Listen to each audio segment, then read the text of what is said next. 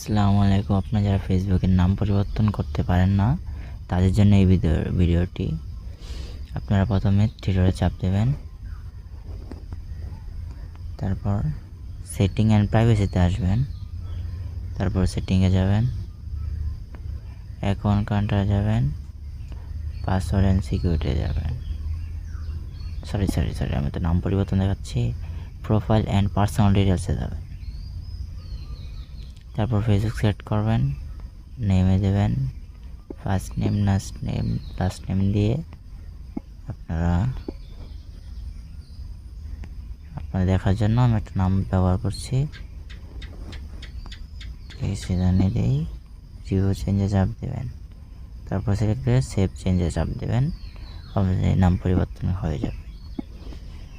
আশা করি আপনাদের জন্য এই ভিডিওটি উপকারে আসবে।